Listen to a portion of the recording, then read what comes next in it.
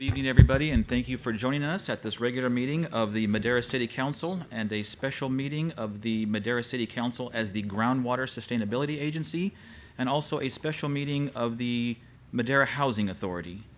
We can have roll call, please. Mayor Commissioner Andrew Medallion. Here. Councilmember Chairperson William Oliver. Here. Councilmember Vice Chairperson Cece Gallegos. I apologize. No worries.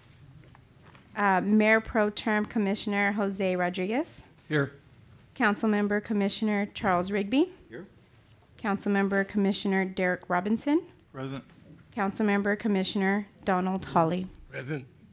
Thank you so much. As do we start every meeting with an invocation, please welcome from Mount Zion Missionary Baptist Church, Pastor Sammy Neely. If you'll stand with me, please.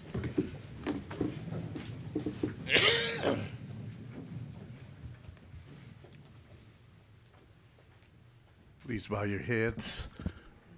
Father God, we come before you tonight, thanking you once again for this opportunity to come together and discuss the business of this community. Father, we ask that you bless the occasion, bless all the bills that go before us, all the decisions that are made. Let us do it in a sense of unity with Christian love. Father, we thank you and praise you in the name of Jesus. Amen. Amen. Thank you, Pastor Neely. If you'll join me in the pledge, please. Ready, salute. I pledge allegiance to the flag of the United States of America and to the republic for which it stands, one nation, under God, indivisible, with liberty and justice for all. Thank you.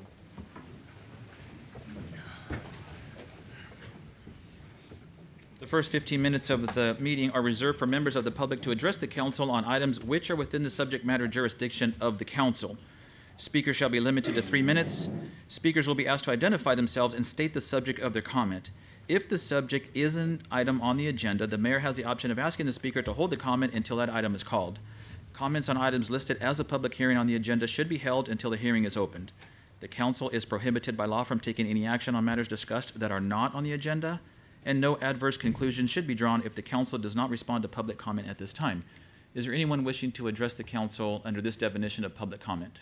Please come forward.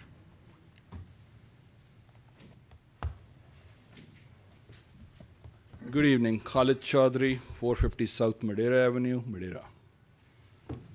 So last night was an amazing night. So we got heard. So this is what happens when you do not listen to the residents.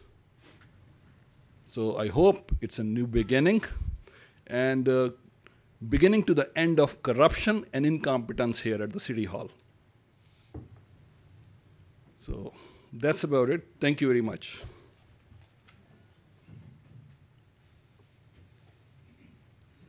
Good evening, Kay Rhodes, resident business owner in the city of Madera for 32 years as of last Friday. I own Pix Printery, and I have been here before. Many of you recognize me. I started speaking about 1.5 years ago. And I want to say this is a new day in Madera. I'm happy to see that. I'm happy to see that the voters and the residents of Madera start listening to what we've been saying. I want you to know, all of you, that I have taken a great personal hit in my business from the city of Madera for the last 1.5 years. I have been a vendor to the city of Madera for 31 years, 32 with a few in the Public Works Department now. As of last October, I have not had one order from the police department. Not one, not a request for bid, nothing. The city of Madera's business has fallen by 2/3. This has to be because of us speaking up, but let me tell you, all of you, that it behooves you to come here and speak, and I would do it again, and it has hurt my business financially, but I am still successful and doing well. But it does not speak well of this city to punish people who want to get up and speak. And all of you are responsible for this because you don't care. and you have not watched it. And we all know who ordered it, or you should know who ordered it, because it started when I came and asked for money, not for myself, but for the Friends of the Madera Animal Shelter. And that's what it ended up being. So you punish people. We have people every day that come into our business and say, I would speak up, but I'm afraid of losing the city's business. Shame on all of you for doing that. I would do it again, and I will do it again. Thank you. Anyone else wishing to speak?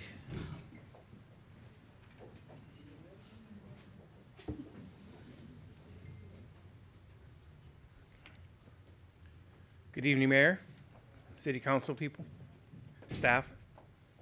My name is Santos Garcia. I live at 413 South 8th Street, and I've been here since 1971. I want to thank the people of Madera for voting yesterday. It is a difficult task. I am bone-tired. We've been working at this for a long time.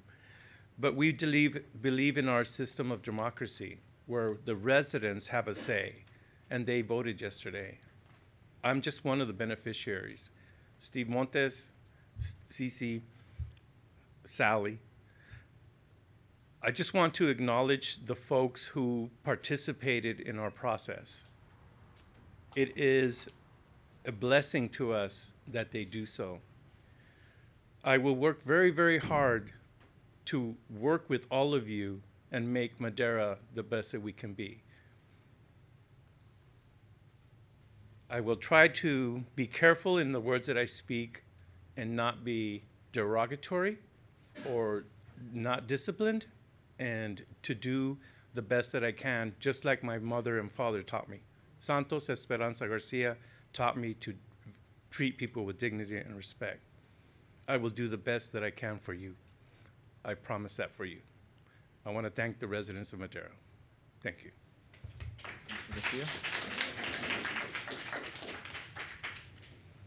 Just please. Good evening. My name is Veronica Farwell. I work for the Madera County Department of Public Health, and I am here to first thank Councilmember Rodriguez and Councilmember Oliver for coming out to our Walk to School Day to George Washington Elementary on October 24th. It was a success, and I also want to thank the law enforcement for being present and leading the way as they have so many years now.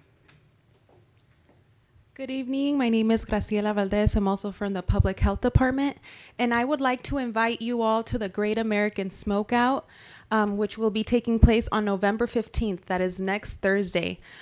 For those of you that don't know, the Great American Smokeout is a nationwide event. It happens every year, and the purpose is to motivate smokers or tobacco users to quit using tobacco, quit smoking, quit vaping for a period of 24 hours in the hopes that these people will hopefully continue, tobacco cessation for a longer period of time, if not for the rest of their lives. During that day, we're going to be conducting some tobacco prevention education activities for the 4th graders at Millview Elementary. There's also going to be a parent forum at noon on that day, on November 15th at the Parent Resource Center. It's going to allow parents to find out what vaping is, what tobacco use looks like today, signs to tell if your student, if your teen might be using tobacco. And in that evening at 5:30 at the Government Center, we're also going to have a community forum. So we are hoping to gather community input on the adoption of smoke-free parks policy. We're going to have a couple of presenters explaining what the benefits of smoke-free parks are, and we're going to allow people to ask questions, find out a little bit more about the issue. And again, it's only from 5:30 to 6:30 p.m., so it's not going to take up too much of your time, but it can definitely make all of the difference in terms of reducing secondhand smoke exposure here in Madera County. Is it okay if I drop off some flyers with you? Okay, of course.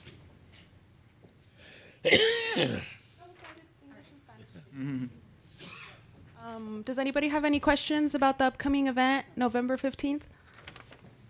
It's been a hot topic, as we know, and we've shared here at these chambers about the effects of vaping and smoking with underage kids, and so we thank you very much for your efforts And we will certainly support and do what we can to get the message out and get the word out. Thank you for coming here to our chambers, letting us know. Thank you so much. Anyone else wishing to speak under public comment?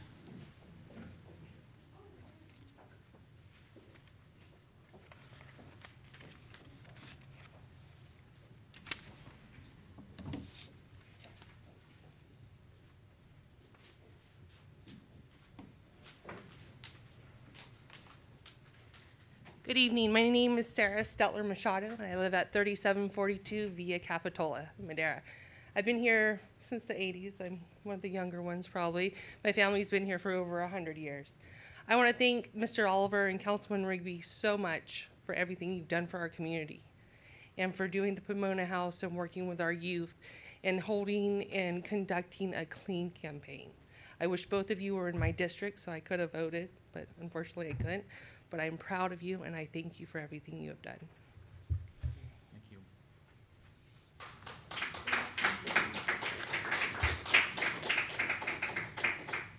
Anyone else wishing to speak under public comment, please come forward. Seeing none, I'll close public comment. And unfortunately, we're not prepared for the presentation of promoting Small Business Saturday. That'll be at the next meeting. And before we move into the Housing Authority, I think this may be the opportune time, Sonia, for the late distribution announcement.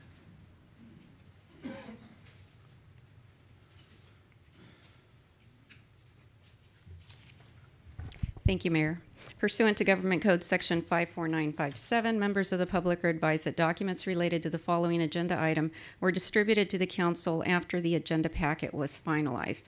Under Section C, Hearings, Petitions, and Bids, item C6, subject matter is introduction of an ordinance pre-zoning 2 parcels.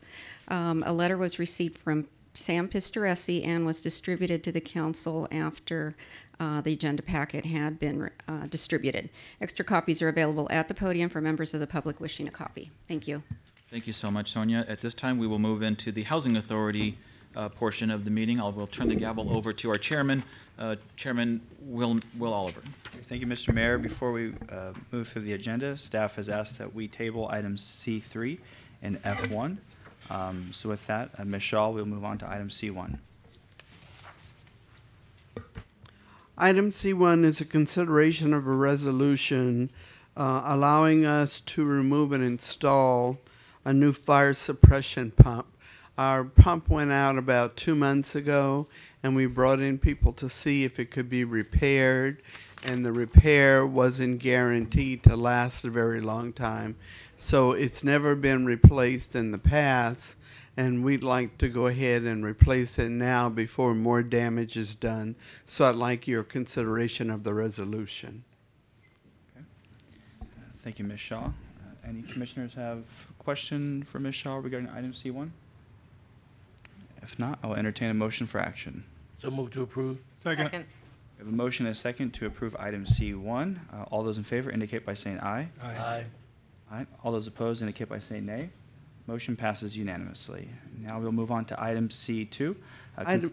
Excuse me. Go for it. Item C2 has to do with the resolution for CAPMC to provide daycare services at Pomona Ranch. As you know, they've been doing it for years before I even arrived. And each year since I've been here, we've had to do a new agreement just to be in good standing with each other in terms of what's happening.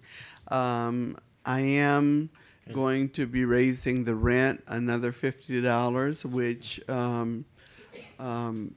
don't want to interrupt, but can I be excused because I am on the board for the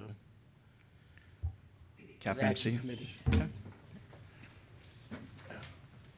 Anyway, I have increased the rent by $50, which Maddie has agreed to, and we have written up the agreement to reflect that as well.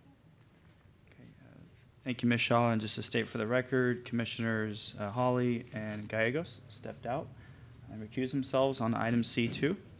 Are there any questions for Ms. Shaw? If not, I'll entertain a motion for action. Move to approve. Second. We We have a motion and a second to approve item C2 as presented. All those in favor indicate by saying aye. Aye. All those opposed indicate by saying nay. Motion passes unanimously. As we mentioned, item C3 and F1 has been pulled. And we will go ahead and move on to commissioner reports. I leave it up to the consensus of the board if you'd like to perhaps delay your commissioner report for council reports, if that's okay with the board. I would agree. Okay. And with that, we will go ahead and adjourn the Housing Authority portion of tonight's meeting. Thank you.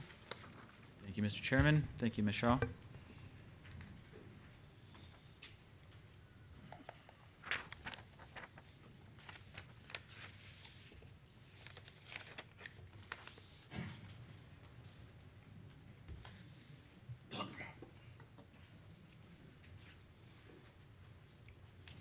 Continuing with our regular meeting and the special meeting of the Madera City Council as the GSA, we will move into our workshop, item A1.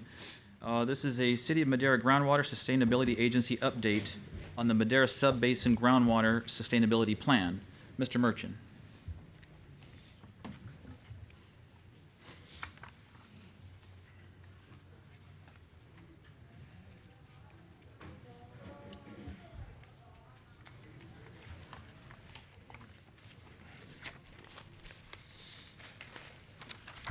Thank you, Mr. Mayor, members of the council. I want to provide a quick update this evening on the status of the Madera Sub-Basin Groundwater Sustainability Plan. You recall that SGMA requires that groundwater management be accommodated or addressed at a sub-basin level. In this case, we're talking about the Madera Sub-Basin, in which there are 7 GSAs that have been formed under SGMA. You'll note that the City of Madera's GSA is squarely in the middle of the sub-basin, shown in the reddish-pink color on your screen. At the heart of SGMA is a requirement that groundwater sustainability plans be adopted by the end of January in 2020, so a little over a year from now.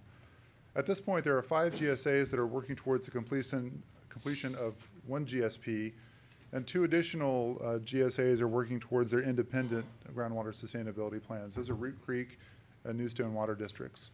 It's important to note, though, that even though there are, at this point, 3 separate and potentially 1 additional separate GSP being prepared, that all of the plans and the GSAs that are preparing them must agree with each other's assumptions and execute a binding coordination agreement. So some folks have decided to go about their own preparation process, but ultimately in the end, all of those plans must agree with one another and be intertwined in a coordination agreement that's required to be approved by the state of California. Sustainable groundwater management must occur by the year 2040 for the entire sub-basin. So again, even while there are 7 GSAs in the basin, groundwater management, sustainable groundwater management must occur for the entire sub-basin by 2040. And really now through the period 2039, we're going to be working towards implementation, focusing on lowering the level of groundwater overdraft that we currently have. But the undesirable results that are addressed, and I'll talk about that a little bit later, are likely going to continue during that implementation period. But by 2040 and thereafter, we need to be in a sustainable groundwater period with no undesirable results. Undesirable in this context means that there are 6 different effects, starting with lowering of groundwater levels, having unreasonable reduction of groundwater storage, unreasonable seawater intrusion, which we have less to worry about in our subbasin, unreasonable degraded water quality, land subsidence, and interconnected surface water depletion. All of those undesirable results are specified under the California Water Code. So what are the priorities, the things that we need to think about towards achieving sustainability? We need to look at defining the undesirable results that will not be exceeded for our subbasin. And at this point, we're looking at using groundwater elevations as a proxy for all 6 undesirable results. The basic gist of that means that we look at groundwater elevations, and when they're staying the same and getting better, we're becoming more sustainable. When groundwater elevations continue to decline, we're obviously being less sustainable. That's a very basic gist. It's you'll guess much more scientific when it gets down to the actual preparation of the plan. And then we're looking at having to set measurable objectives and minimum thresholds for those undesirable results, And those can vary across the basin. For instance, the GSAs that have surface water resources or are close to the San Joaquin River, for instance, those groundwater elevations are going to be different in many instances from the city of Madera, which is further away. We're going to look at defining opportunities to bring in surface water and use that surface water. So we want more surface water and we want to use it more efficiently. So we want to, for ag lands throughout the subbasin, we want to apply surface water where we can, and we want to let as little surface water get out of the subbasin as we can, particularly during flood flows. So when that surface water is here, we want to be able to put it in the ground. We want to be able to put it on crops as much as possible. We're also looking at defining how and where to reduce consumption. That applies not only to the city's urban use, but to agricultural irrigation as well. Obviously, there are different alternatives available to different GSAs. GSAs that have water rights are a lot different in terms of the amount and type of surface water that they can bring in than the city is, for instance. So the city of Madera, what do our conditions look like at this point? Our general stats in 2015 is sort of the base year that we're kind of looking at this point. We have a little over 10,000 acres of land area, and about 1,600 acres of that, which is roughly about 15%, is irrigated ag in the city limits. When you look at how much water we're using, which is the yellow area, and how much groundwater recharge is occurring, which is the blue area, we come up with about 3,300 acre feet of overdraft. That's the amount of water that we're using above the recharge that occurs. There are different ways to calculate this, different methodologies. Some come out a little less, some probably come out a little bit more. So for the sake of discussion in this sort of basic accounting, 3,300 is about a reasonable, I would say, estimate to go by. If we look at how that compares to the basin-wide overdraft, basin-wide we're looking at about 161,000 acre feet of overdraft. So if you take the city's overdraft, it's about 2% roughly of the total. So what tools do we have to reduce our overdraft in very, again, conceptual preliminary ways? I think there are three things that we can consider, three categories, if you will. One is urban conservation. We're already doing that now. We have been for a handful of years. We can look at reducing ag consumption inside the city limits. And then the third item is we can look at expanding our recharge efforts in collaboration with Madera Irrigation District. And I've attached some preliminary numbers here to get to 3,300 acre feet. I think each of those numbers is attainable, and probably we can exceed any of those numbers.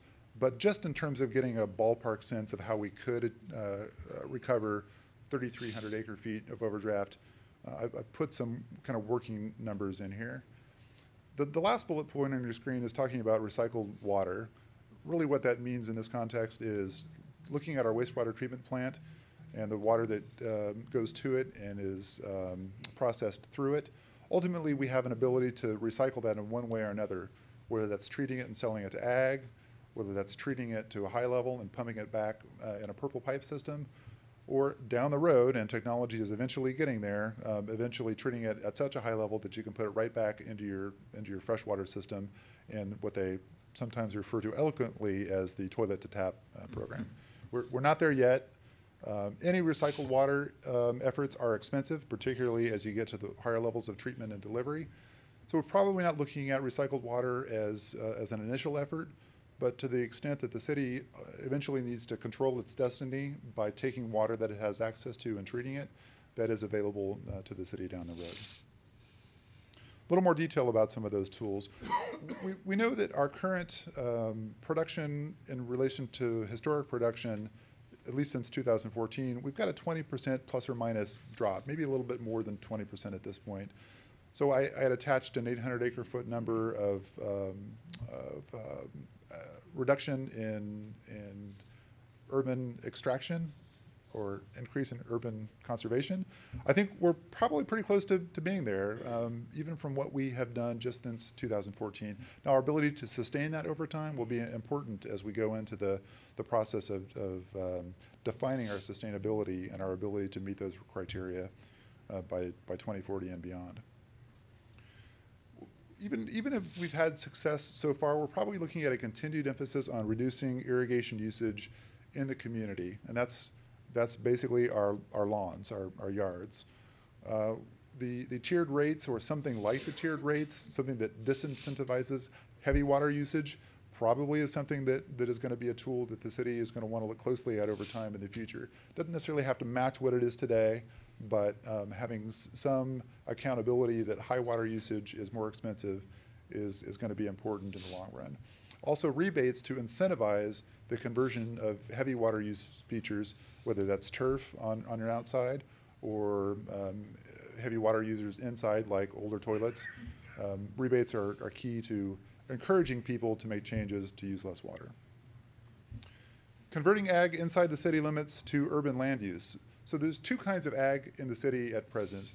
One category of ag is land that's designated for urban development that just happens to be farmed at present. There's a fair bit of that in the city. The land that's designated for urban development, we're a city. We want that to develop urban. And just the way the numbers work out, agricultural uses at average probably 1.5 to 2 times what you'd see on an urban basis.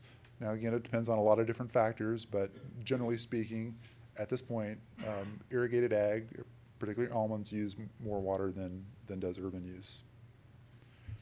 We also might look at reducing consumption on city-owned ag land. Now, that's the second category of ag land in the city, and that's primarily land that the city owns near the airport, the overflight areas. And we currently lease that out to a farmer. Farmer grows whatever crops they choose. There is, of course, a cost to taking land out of production, particularly when it's leased. But over time, the city probably has the ability, assuming that it's willing to pay the cost to do so. And then again, partnering with the Madera Irrigation District and enhancing the recharge program, adding basins and connecting to MID canals will be essential in that. Now, as opposed to the other GSAs that are within the Madera subbasin, the city of Madera has a unique relationship with MID, and that about, let's say for the sake of discussion, about 90% of the city is in MID. Madera residents, Madera homeowners pay an assessment towards MID. That gives us an ability to develop a partnership that maybe some of the other GSAs don't. And MID has expressed a clear willingness to work with the city on a defined recharge program. So what we're going to need to do is take it from that conceptual basis into something more defined, so we can predict it and project the savings, the water savings, and the water recharge that will incur. So where do we stand today? At this point, there is still a ton of work. A really significant amount of work remains for GSP development. What I've described to you here is very conceptual numbers to begin to sort of define the big picture and to see how much heavy lifting there needs to be done. But we're really still in the process of building and calibrating a detailed groundwater model, looking at detailed groundwater conditions and water budgets, establishing minimum thresholds and measurable objectives for those undesirable results that we talked about. We have to identify and evaluate these projects, these things like additional recharge and additional conservation projects, so that they can be factored into the model and we can demonstrate how sustainability looks over time and be able to get there by 2040. And then, of course, the whole plan itself has to be prepared and adopted by January of 2020. So there's a lot of work to do. It's not as if it's just starting today. It's been in place over the last several months. Council member and GSA member Robinson is the city's representative to the coordination committee, the GSA coordination committee. And we will continue to work diligently, and we'll be seeing some decision points for the city GSA in terms of those projects that we want to identify come back in the following few weeks and months. So I'll wrap my presentation up with that, and I know you have a full agenda this evening, but if you have any questions, I'd be happy to answer them. Thank you, Dave. Mayor Pro Tem Rodriguez has a question. Yes, thank you, Mayor Medellin. David, you had mentioned that currently the overdraft that the city has is about 3,000 acre feet? Roughly, yes, about 3,300. The proposed solutions for that you had brought up in your presentation there. Now, when you say that these are some solutions, is that to, when we're talking about recharging or conserving water, does that say that the water levels are still are they continuing to, when you do these type of solutions, do the water levels continue to stay where they're at now? Are they still decreasing? Or are we just saying this is what we're doing to show on paper some type of credit that we're getting for that type of solution? Yeah, I think you've hit the nail on the head. That is the exercise in terms of demonstrating sustainability under SGMA, under the law. So the figures and concepts that are described on the presentation that I just made are conceptual. They're placeholder types of actions that are reasonably implemented and would result in a reduction in the amount of groundwater that we rely on. Does that mean that the city of Madera can control its destiny with regard to groundwater elevations in wells? No, because a lot of what happens inside the city of Madera wells are impacted by what happens in other GSAs outside the city limits. And that's where the regional context of SGMA comes in, and why the state implemented a law which requires basin management as a whole. And so even if we focus on implementation at each GSA, we're really looking at what happens at the basin as a whole, and the groundwater model will help to demonstrate how that all comes together. Yeah, it's just hard to wrap my head around the fact that, you know, we can implement these solutions, but yet you have 161,000 acre feet of overdraft in other areas, and yet, you know, I don't know at the end who that burdens the most. Is it the city and its ratepayers when they're having to pump out? Because I mean, I understand the concept that you're doing these solutions to try to recharge, but that doesn't necessarily mean that the water is going to stay, the level's going to stay where it's at. If any, if the continued overdraft is happening outside the city, then water levels can continue to go down. Pumping that water again continues to cost money. So I mean, I understand this is something that it's in a positive direction, because I think it just needs to be brought to the attention of these GSAs of what really is happening. And now with the acre feet of the 161, does that tell you whereabouts most of that shortfall is, or that overdraft? There are figures, I don't have them in this presentation, but there are estimates within each GSA of what the overdraft looks like on a GSA by GSA basis, and I can provide that information. That's provided at a similar level of detail now, which is absent the groundwater detailed groundwater model, but it does give a pretty good indication of at least the general district sort of ownership of overdraft. So, I mean, 161,000 acre feet is a lot of overdraft. So I'm just trying to, again, wrap my head around that. So what could potentially happen? Does that mean that possible ag land might be put out of place? Is that kind of, I mean, because if we have to be sustainable by 2040, I'm just trying to think and kind of see outside of what 10, 15 years from now looks like. Yeah, well, I don't want to speak to that in detail, because each GSA is going to bring tools and resources they have to address their overdraft conditions. But I think it's likely that that a reduction in consumption has to occur in order to eliminate the overdraft conditions and to reach a level of sustainability. We can work to bring in as much surface water as we can and to capture as much as we currently have access to. But at the end of the day, we're probably still, as a basin, going to have to use less water. And there's been some discussion about incentivizing conservation in ag lands, essentially rewarding or awarding folks through a program, an incentive to take lands out of production, or to create a market whereby following land becomes financially, essentially becomes a commodity in and of itself. Those are pretty preliminary discussions, and they mostly won't apply to the city of Madera. But I think we're going to have to see, particularly in the larger GSAs, including the Madera County GSA, the use of some of those tools in order to get there. Yeah. Again, you know, I think, I mean, we are surrounded by ag, and ag is huge, so it's just hard for me to see how that's going to affect, not necessarily with water, but also the economy revolving around. Absolutely, that is a key point of discussion. Yeah. Thank you, David. Very good points, Mayor Pro Tem. And Dave, thank you for that. And also Councilman Robinson, thank you for serving on the board. And of course, there's the unknown, entering into another drought or the reverse. If we get an abundance of a wet year, it kind of changes things. It really doesn't change our approach per se, in that we want to conserve regardless. But heaven forbid we enter into another drought that could be a year or two or 4 or 5. It really kind of changes this plan.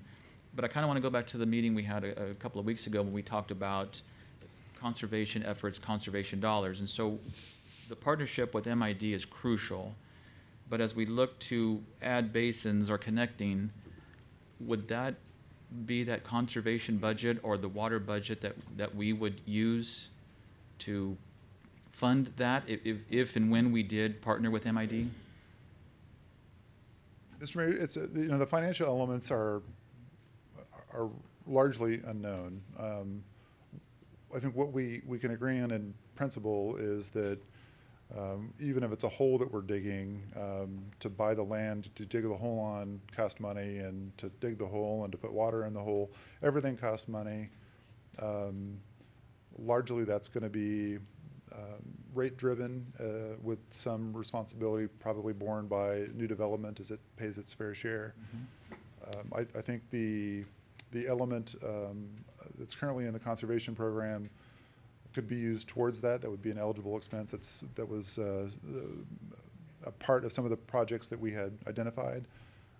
But if it's not that, then it'll have to be, some other funding source will have to be developed. And I think that's true of not just the city's outlook, but of all of the GSA's outlook, because every project in every GSA will cost real money.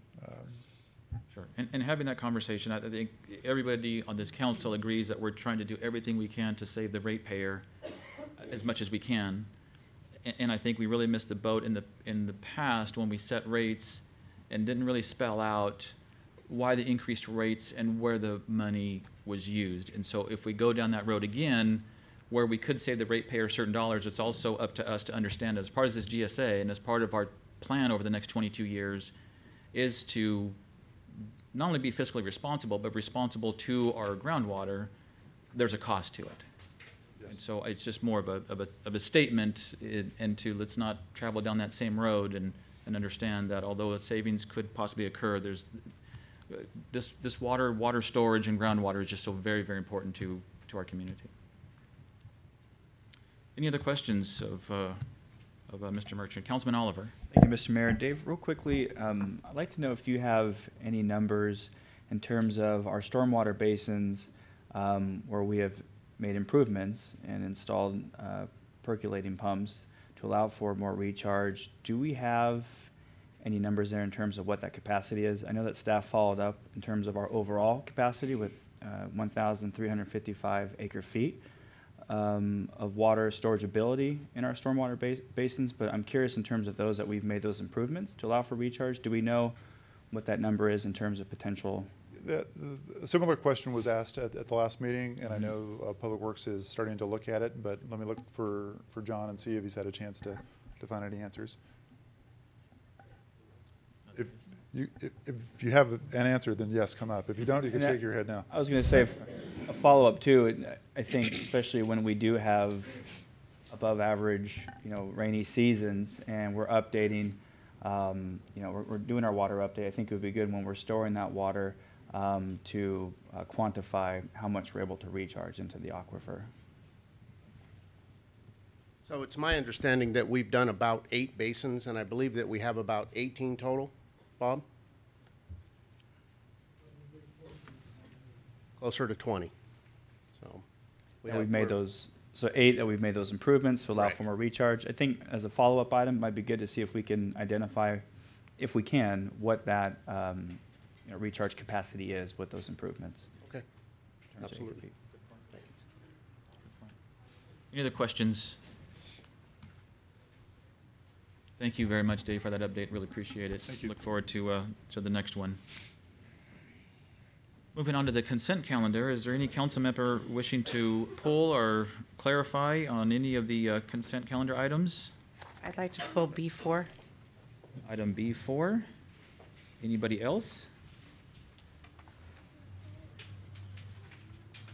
Councilwoman Gallegos, why don't we just go right into B4 before we approve, and then we can just do them all in one swoop.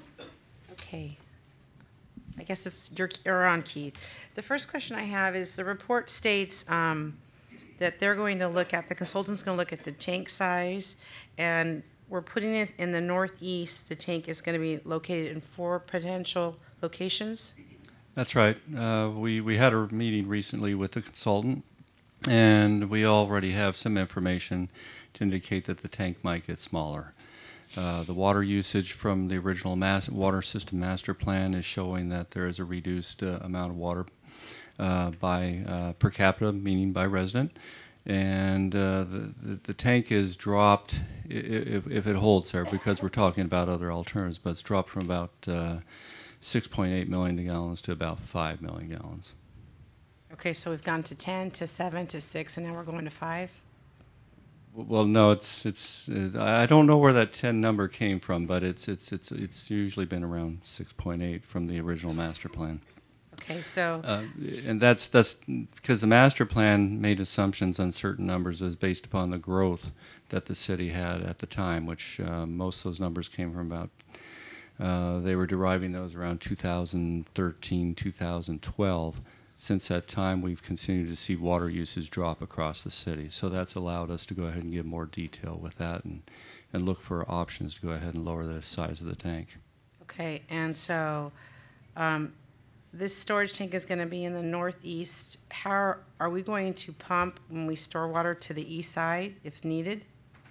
As the master plan has, the way it's planned it is that the majority of our wells as we move forward will be installed on the west part of the city. That's where we can go. We believe, per our experts, that we can go ahead and get better water quality and higher production out of the wells. Given the cost of a well, we want to go ahead and make certain that we can go ahead and do both of those things. Right, so the wells are going to be drilled on the north side, and how are we going to get the water to the east side? Well, we're going to pump it?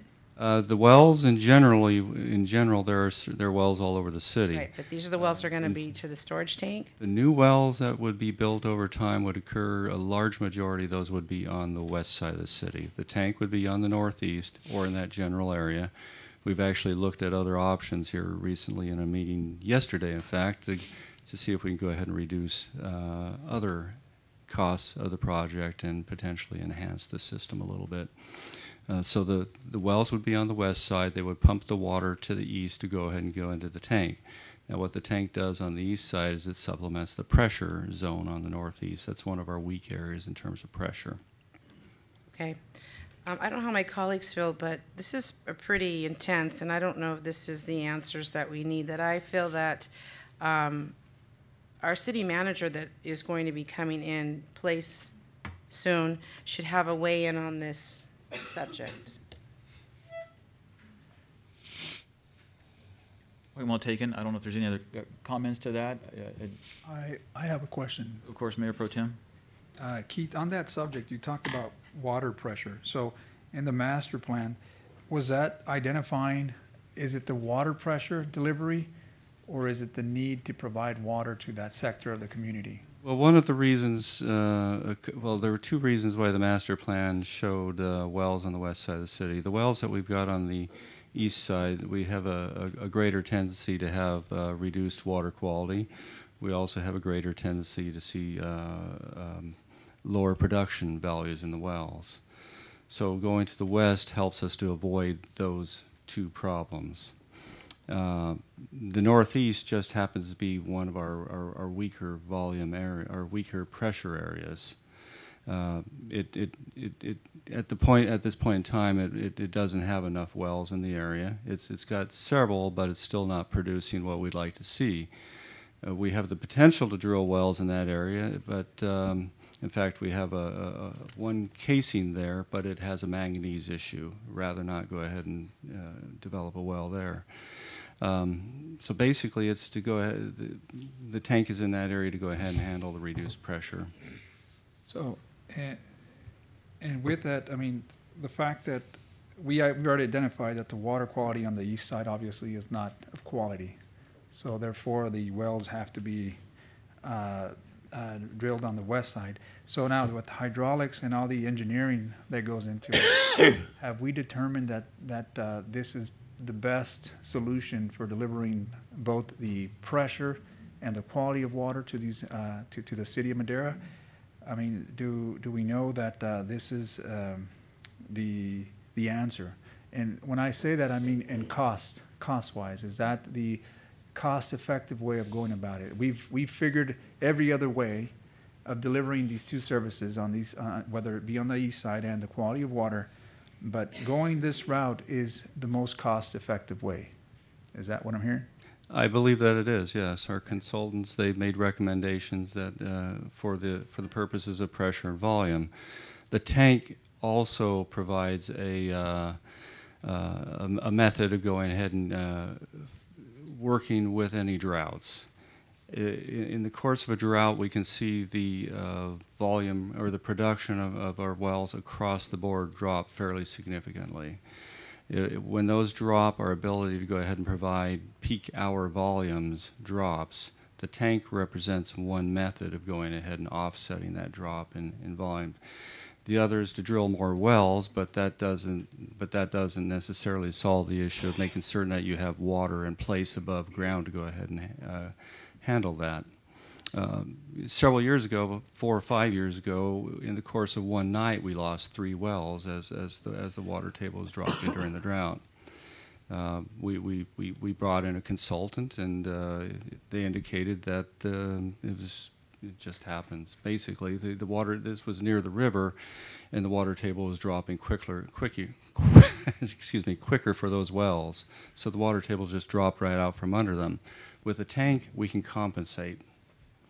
Yeah, and I mean, I'm no engineer here, but I do understand that with hydraulics, that means that we're going to be pushing water upgrade. And in order to do so, obviously that's a cost. There's got to be pumps in place, energy. So, and that's why I go back to that question, that engineers looked at this, and this is the best cost-effective way of delivering those two services per. Yes, I believe that's the best cost-effective way to do it.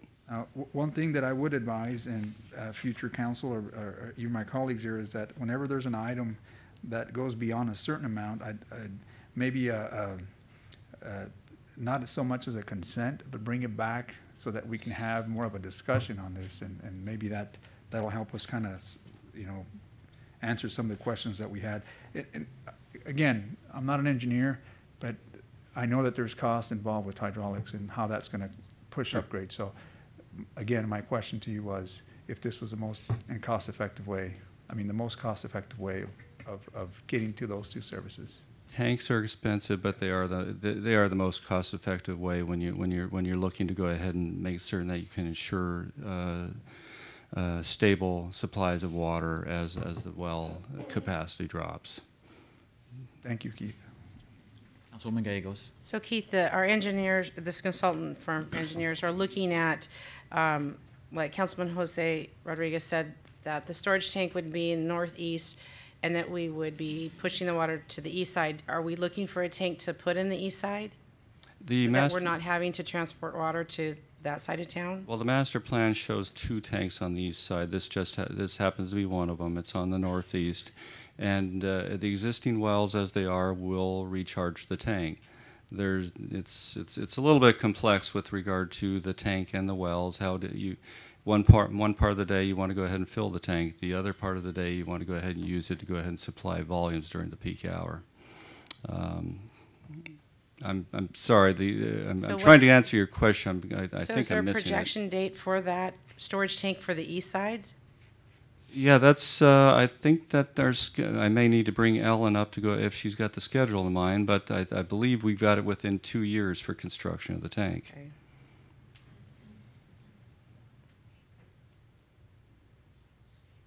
And we're looking at the same size on the east that we're putting in the north? No, it's one in the same tank. Okay. The northeast is one tank, yes. Right, but if we're going to put one in the east, we're putting one in the northwest? No, one in the northeast. Northeast, okay, got it.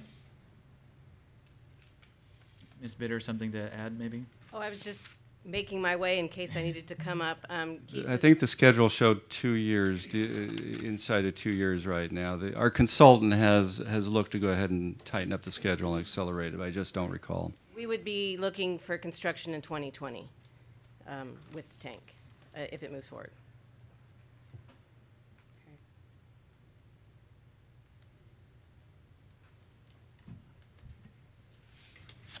Councilman Oliver. Just curious, Mr. Mayor, if there are any representatives from Carollo Engineering that are present, which is the pre-engineering firm that we've contracted with, right, as the primary consultant? I don't believe we have any representatives here. We did have, we do on our schedule show a meeting with council, and I think that's in January. And we are prepared to make a status report probably in December. I just want to point out that the agreement tonight is with Akel Engineering, and they were always proposed to be part of the development of the tank. They do the hydraulic modeling. So this is the firm that's going to do the analysis, the pumping analysis, and they're going to give the data that's needed for Carollo to analyze the project and provide us with our cost estimates and pros and cons on locating and sizing. And so it's a necessary cost to develop that data to determine what our actual costs are going to be and what the best solution could be for this system.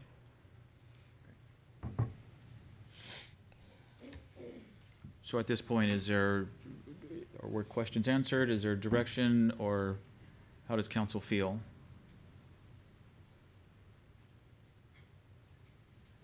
Mr. Mayor, is this a separate item, or are we approving the consent calendar as presented? Well, we're on the consent calendar. Councilwoman Gallegos wanted to pull B4 for clarification, so I don't know if those questions were answered and that we can proceed, or... They were. I'm still feeling that. I think our new city manager should weigh in on this. If we say yes to this tonight, we are, correct me if I'm wrong, we're looking at getting this firm, and the services are going to be $65,000 that if we say yes, we're locked in. I'd just like to interrupt for 1 second. The primary consultant, council awarded the primary consultant the project. Right. Oh, I think it was about a month ago. And this was noted during that we would be coming back with this consultant for actual analyzing the tank, the sizing, whether it's one tank or two tanks.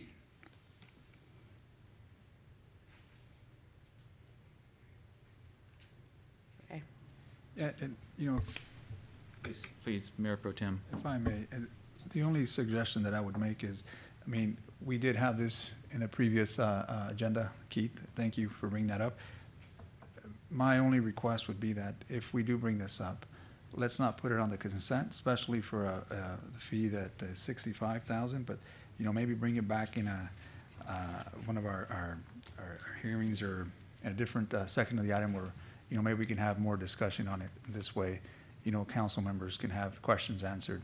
We can do that, yes. and I based upon the conversation, I take it we should bring the consultants in future meetings. Yes. Thank you, Keith. Yes. So again, Councilwoman, I just want to be clear, is this something you're ready to move forward with? That's fine. Okay. Mayor Pro Tem? I am in agreement. Move forward. Okay. In the future, just a suggestion that we bring this back as a discussion item and not consent. Duly noted. Thank you very much for that. So if there are no further questions, I will ask for council action on the consent calendar. So move to approve. Wait a minute, Mayor, Sorry. just for clarity on the procedure, since B4 was actually pulled separately, you probably should take that separate and then take the bulk of the consent calendar. Thank you very much for that, Mr. Richardson. So let's take action on item B4 only. Move to approve. Second. It's been properly moved and seconded to approve consent calendar item B4 as presented. All those in favor signify by saying aye. Aye. Aye. Any opposed? Motion carries unanimously. And the rest of the consent calendar. Move to approve. Second. It has been moved and seconded to approve the balance of the consent calendar. All those in favor signify by saying aye. Aye. Aye. Any opposed? Motion carries unanimously. Thank you very much for that. Moving on to item C1, this is a notice public hearing and consideration of resolutions authorizing the annexation of property into Community Facilities District 2005-01. Mr. Boyle. Thank you, Mayor Medellin. It's a pleasure to be before the council tonight, and I'd like to welcome a full room of citizens to tonight's public hearing agenda. Our first item indeed is the second step in the annexation, the fourth annexation of properties into Community Facilities District 2005-01. These two particular properties are properties that are owned by the city and are close to being subdivided. Prior to recordation of those maps, they must be annexed into a CFD consistent with the conditions of approval that are associated with both those maps. As a refresher, on September 19th, we introduced the steps necessary for annexation of the CFD with the adoption of the two maps associated with the areas to be annexed, as well as a declaration of the city's intent to authorize annexation into those areas. Tonight, we'll be holding public hearings and an election. There are 3 resolutions associated with the steps tonight. They essentially authorize the annexation of territory, and they authorize the levy of the special tax. They call for the special election.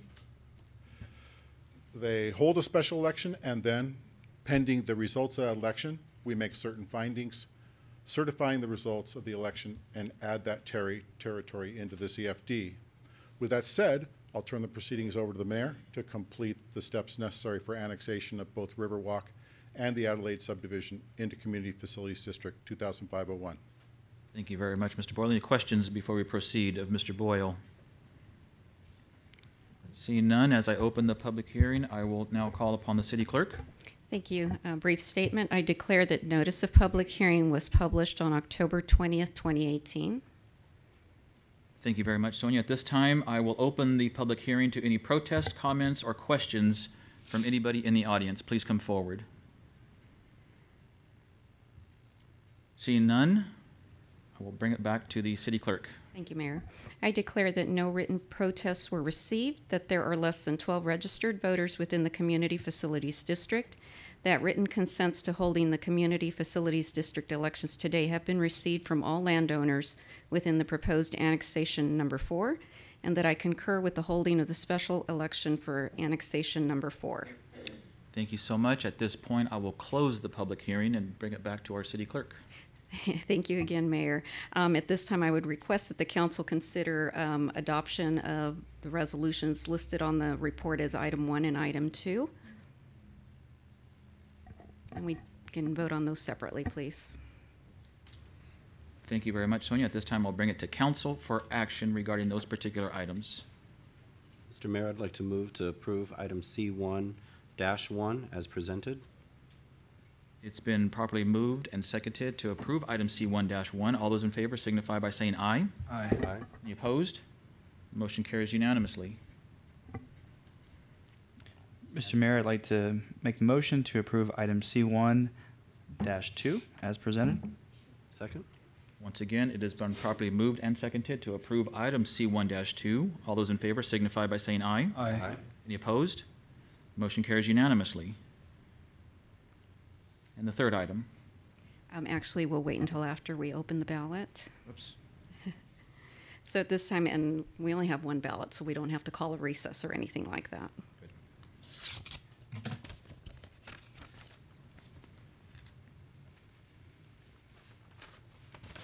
Okay, brief announcement. One ballot was received and the tabulation will now take place. As to Proposition A, we have a total of 6 votes for yes, 0 no. I declare that the proposition has passed unanimously and now would request that the council consider adoption of the third resolution labeled item 4 on your report, declaring the election results. Thank you, Sonia.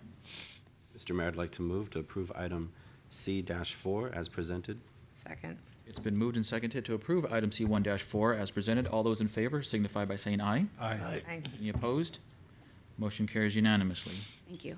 Thank you all very much for that. Thank you, Mr. Boyle. Now moving on to item C2. This is second reading of a consideration of adoption of an ordinance amending subsection B of section 3-5.08 of chapter 5 of title 3 of the Madera Muni Code as it relates to speed limits in certain zones. Mr. Helmuth.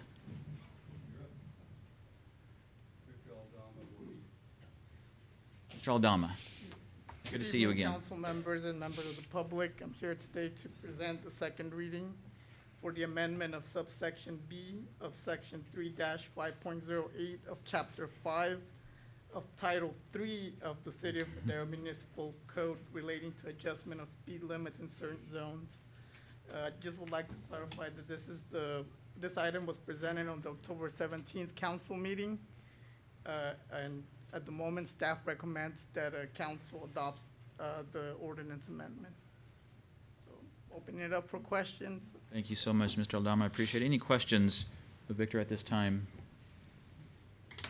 Can I ask you to read that again, please? Yeah, that was a long time. Lengthy. Yeah. Seeing no valid questions, and I will ask for title. Thank you. You do get to hear the title again. There you go. Yes. Adoption of an ordinance amending subsection B of section 3-5.08 of chapter 5 of title 3 of the Madera Municipal Code relating to the adjustment of speed limits in certain zones. Mr. Mayor, I'd like to waive further reading and adopt. Second. It's been properly moved and seconded to waive further reading and adopt the item C2 as presented. All those in favor signify by saying aye. Aye. Any opposed? Motion carries unanimously. Thank you very much for that. Moving on to item C3, this once again is a notice public hearing and consideration of adoption of a resolution of the City Council of the City of Madera adopting the Madera County Local Hazard Mitigation Plan. Mr. Boyle. Thank you, Mayor Mandela. Our third item on tonight's public hearing agenda is indeed the adoption of a local hazard mitigation plan. This is the plan itself. I've taken the opportunity to print this gem for the council's perusal. It has been posted on the website, consistent with our noticing. It's amazing sometimes that very large documents such as this can be summarized in one paragraph pulled from the document. I'll read it to you now. Hazard mitigation planning is the process through which hazards that threaten communities are identified, likely impacts determined, mitigation goals set, and appropriate mitigation strategies determined, prioritized, and implemented. This plan documents the hazard mitigation planning process and identifies relevant hazards and vulnerabilities and strategies the county and the city will use to decrease vulnerability and increase resiliency and sustainability in the community. We're reaching the end of the process and adoption of the local hazard mitigation plan. We're on the home stretch. The lead agency has been the Madera County Sheriff's Office, but Eugene Haynes out of HR and its risk management division has been integral in interfacing with the county over time as we reach towards adoption of the plan itself. When you look through the plan, it essentially does cover the topics here in a step-by-step basis.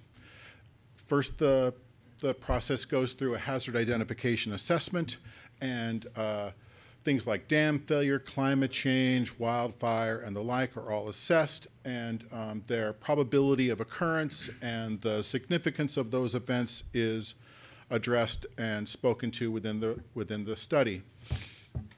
As an example, here we have our wildfire, wherein mapping has been done that identifies where severity zones are, and at the same time identifies where essential services are located and where at-risk populations might be in place.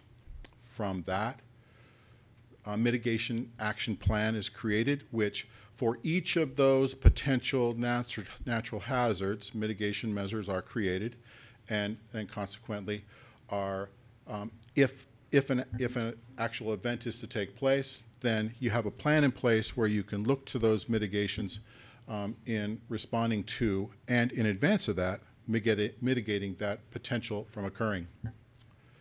The plan itself is a requirement for FEMA funding, and at present, the plan has been approved by Cal OES and by FEMA, a contingent upon adoption by local agencies. I believe Chowchilla has completed adoption, and that the county is actively, if they haven't just recently adopted, it'll be adopted in a very near Board of Supervisors meeting. The Planning Commission has provided a recommendation for adoption, and with that said, the Planning Commission and staff recommend that the City Council, after considering public testimony adopt the resolution adopting the Madera County Local Hazard Mitigation Plan and incorporating the Madera County Local Hazard Mitigation Plan by reference into the health and safety element of the 2009 General Plan. That completes my presentation. I'd be happy to answer any questions you might have. Thank you very much, Mr. Boyle. Any questions of Chris at this time? Mayor Pro Tem Rodriguez. Yes, I do have one question. Chris, and out of all those hazards that threaten the community, which one would you say is likely or more likely to impact our community? Would it be the forest fires that we see, or what's likely? I think just per that map, forest fires are largely going to be isolated to the mountainous regions of the county. The issues that would most closely impact the city will have to do with drought, response to drought. There is some components where dam inundation is thought of. You've got heat, you've got, and as well as cold weather events and storm events and the like. So whereas some of the more extreme potential natural hazards like avalanches and wildfire and the like are isolated to the eastern components of the county, the issues associated with the city are perhaps maybe a little more tame in terms of the severity, but at the same time can be just as costly. And as far as the jurisdictions that are together to formulate this mitigation plan, you know, when it comes to something like that, what kind of mitigation is there for something of that nature? I mean, and I don't mean to put you on the spot, but I'm obviously. Well, you did. Well, no. Let me take that back. I wanted to put you on the spot. Thank you. I appreciate it. Mm-hmm. Well, I haven't actually delved into this document. I know from working with another municipality that a lot of the responses where one of my prior agencies prepared the required document as part of requirements of FEMA, that many of these responses are centered around responses by law enforcement. Oftentimes when you have a extreme storm event, you're going to want collaboration and connectivity between the various law enforcement, emergency responders, health organizations, hospitals, caregivers, the various shelters that may be brought into play as a component of any type of event.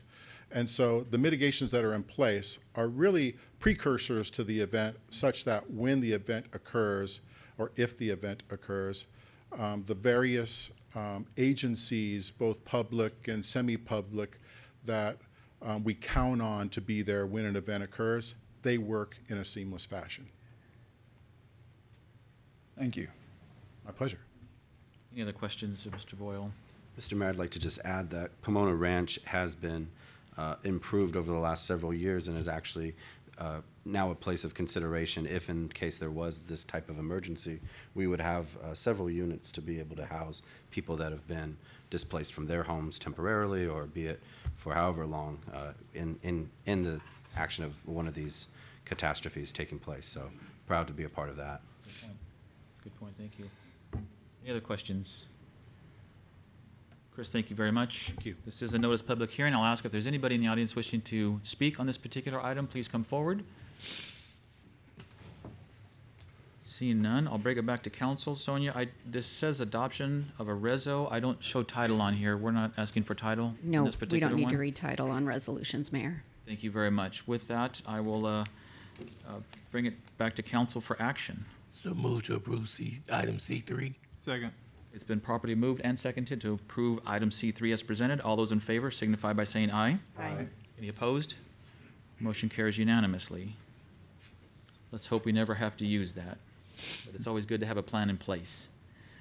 Item C4, this too is a notice public hearing and consideration of introduction of an ordinance rezoning approximately 0.69 acres of land located at the southeast corner of the intersection of Linden and West Park Drive.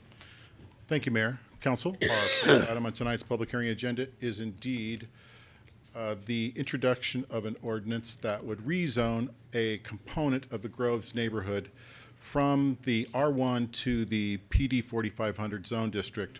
The property in question is located at the intersection of Linden Street and West Park Drive, and it is within the low-density general plan land use designation. The reason for the rezone is really brought about by the Groves Neighborhood Plan, which was adopted back in 1997, and it anticipated the development of this rural island within the city at that time. The highlighted area within this graphic shows the land in question, and it's pulled from the actual neighborhood plan, and it identifies the site to be zoned to the PD 4500, and actually shows the parcelization of the property. Not surprisingly, the applicant made application for a parcel map which would subdivide the property into that exact configuration. In order to accomplish that, requested the rezone to be consistent with the Groves Neighborhood Plan. The requested rezone is consistent with that low-density general plan land use designation. The completion of the rezone would facilitate the recordation of the tentative parcel map, and with that said, the Planning Commission and staff recommend the City Council, after considering public testimony, introduce an ordinance rezoning the subject property. That completes my presentation. I'd be happy to answer any questions you might have. Thank you very much, Chris. Happy to move forward on that particular piece of property. Any questions of Mr. Boyle on this particular item? Seeing none, I'll open up the public hearing for anybody in the audience wishing to come forward and speak on this particular item. Seeing none, I'll close the public hearing and ask for title. Introduction of an ordinance of the City Council of the City of Madera amending the official City of Madera zoning map to rezone approximately 0.69 acres of land located at the southeast corner of the intersection of Linden Street and West Park Drive from the R1 Low-Density Residential Zone District to the PD 4500 Planned Development Zone District. Mr. Mayor, I'd like to waive further reading and introduce item C4. Second. It's been properly moved and seconded to waive further reading and introduce the ordinance. All those in favor signify by saying aye. Aye. Any opposed? Motion carries unanimously. Thank you very much. Moving on to item C5. Once again, this is a notice public hearing in consideration of introduction of an ordinance pre-zoning approximately 20 acres located at the west side of Stadium Road and the intersection of Almond Avenue. Mr. Boyle. Thank you, Mayor Medellin. It continues to be my absolute pleasure to present to the City Council this evening. Our fifth item on tonight's public hearing agenda is indeed a request for pre-zoning by Joseph Crown. The property in question is the southern half of a 40-acre island, county island that's entirely encapsulated within the City of Madera. The applicant proposes to annex into the city, and as a component of any formal application for annexation, a pre-zoning or a zoning of the property commensurate and consistent with our general plan must be accomplished as a component of a complete application for annexation. The selected zone is the PD Plan Development Zone District, and that is consistent with the underlying general plan land use designation. That said, it would provide for the development of an 87-lot single-family residential subdivision on the property, of course, commensurate with or pending annexation into the city. Yep, the City Planning Department is prepared to process that map pending annexation.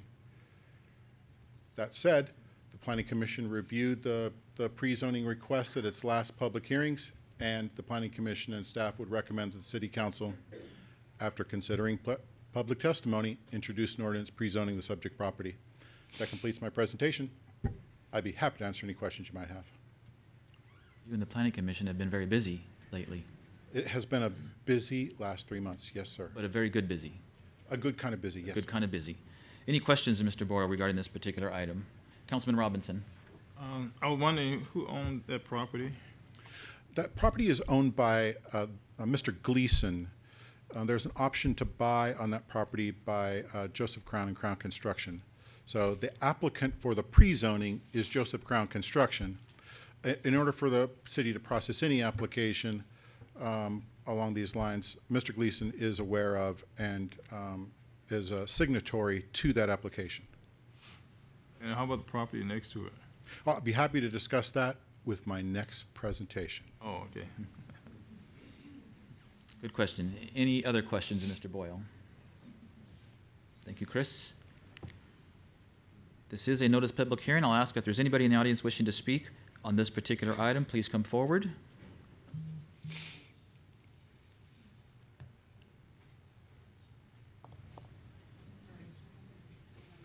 Mm-hmm.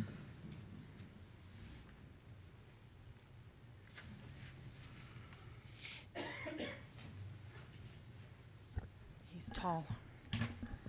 Hi, my name's April Molina. I live at 28117 Avenue 16, Madera County. My daughter attends South Campus. There are 4 schools down Stadium Drive, and I drive there twice a day, every single day.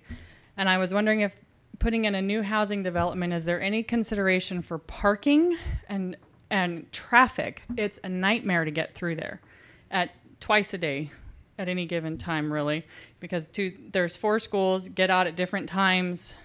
High schools get out at 3:05. Elementary schools get out at 2:40. Anyway. Yeah, very good question, and Mr. Barrow will address that. I think there's something on Gary Lane and then up there on Pecan as well. I'm sorry, Mr. Boyle. That is a good question. As it relates to the development of the site with 87 single-family residential homes, that's consistent with our general plan, and the actual trips that are generated onto the surface streets is less than a threshold that would trigger a traffic study.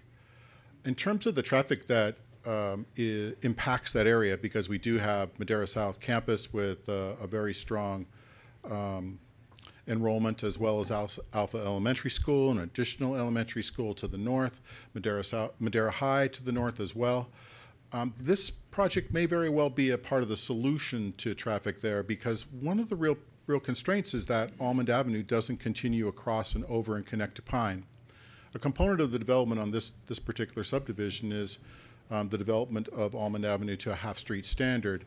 The northern 40 feet will be improved with Almond Avenue, which is half of a part of that solution as it relates to providing better circulation in and around the high school. I'm sorry, can you show that picture on there? That might better kind of point out to what you're talking about. So obviously the school right there to the south of the development. That's Alpha Elementary. Alpha Elementary. So that extension of that road you're talking about is where? It'd be the north here. Almond dead ends currently into Stadium Road. This would provide for an extension of Almond Avenue across to the west, which would be halfway to Pine. So part of the traffic constraints that are created at this pinch point are because we don't have any connectivity through the next grid street, Almond, which is a collector street immediately to the north, which compounds traffic. It forces traffic to utilize either Pecan or Olive to the north. Once this area of the community is infilled and the master circulation element fully implemented, we'd like to think that traffic will improve as a component of development within that area, because with that development comes infrastructural improvements that will ultimately serve all the residents of the city. And the developer is responsible for that road? Developer, as a condition of approval, pending processing a map. The map is in strong conformance with the development standards that we would look at once we process this map, but the developer would be constructing that 40-foot half-street section of Almond up to that western edge of the property. And that would be done at the same time as any development? It wouldn't be a phase or anything? It would have to be done? It would be constructed as a component of the development of the subdivision. Got it. Very good question, Ms. Molina, and I hope that mitigates a lot of the traffic issues we have in that particular area. If not now, in the not-too-distant future. Is there anyone else in the audience wishing to speak on this particular item? Please come forward. See none. I'll close public comment. Ask if there's any questions of council before I ask for title. Seeing none, Sonia, would you please read title? Introduction of an ordinance of the City Council of the City of Madera amending the official City of Madera zoning map to pre-zone approximately 19.95 acres of property, APN 034070011, located on the west side of Stadium Road, Road 26.5, south of its intersection with Almond Avenue to the PD 6000 Planned Development Zone District. Mr. Mayor, I'd like to waive further reading of the ordinance in item C5 and introduce. Second. It's been properly moved and seconded to waive further reading and introduce. All those in favor signify by saying aye. Aye. Aye. Any opposed? Motion carries unanimously. Thank you very much for that. Item C6, this too is a notice public hearing and consideration of introduction of an ordinance pre-zoning 2 parcels encompassing approximately 20 acres located on the west side of Stadium Road, north of its intersection with Almond Avenue. Mr. Boyle. Thank you. Our 6th public hearing item is indeed a request for pre-zoning of the parcel immediately north of the parcel we just took action upon. This was a city-sponsored pre-zoning application. It was recommended by LAFCO. Good planning practice would say that a 40-acre parcel in the middle of the city would be annexed into the city and developed at an urban density. And that's why the original application was submitted to LAFCO. It was recommended by them. It would have been a separate application for annexation with the Crown property being the other annexation to be reviewed by LAFCO and voted upon. Recently, though, consistent with your notice of late distribution, staff received a letter of opposition from that property owner. And the property owner provided that statement of opposition, and staff had further dialogue with LAFCO as it related to the implications of that letter. Neither staff, from those conversations, neither staff nor LAFCO is opposed to withdrawal of the pre-zoning application. And with that said, there be no action necessary on the part of the City Council. Staff would advise the City Council that this application has been withdrawn from consideration and won't move forward. Thank you very much. That completes my presentation. I'd Any be happy to answer questions? any questions? Any questions of Mr. Boyle regarding this particular item? Doesn't look like it, Chris. Do you need formal action, Mr. Richardson, or it's just a total withdrawal and we're... No, it's essentially just pulled from the Got it. consideration. Thank you very much. We appreciate that information. Item C7. This is a public hearing and consideration of a resolution establishing the formation of Rule 20B, Underground Utility District Number 19 in designated real property located within the adjacent to the Olive Avenue Widen project between Gateway and Knox. Ms. Bitter. Thank you, Mayor, members of the council. At your last city council meeting on October 17th, council directed to set the public hearing to consider establishing a Rule 20B utility undergrounding district along Olive Avenue within the limits stated between Gateway Drive to Knox. Forming of this district is triggered by the Olive Avenue widening project, where the utilities are in conflict, and in keeping with policy, it is desirable to underground those facilities for safety and aesthetic purposes. Forming the district does require the property owners to coordinate with the city for any service conversions. However, the burden of those costs do fall back on the project, since that is what was triggering the need for the district. That concludes my presentation. If you have any questions, otherwise we'd recommend opening up the public hearing. We have not received any comments regarding this item internally, and recommending move forward with establishing the district. Thank you so much, Ellen. Any questions of Ellen before we move forward?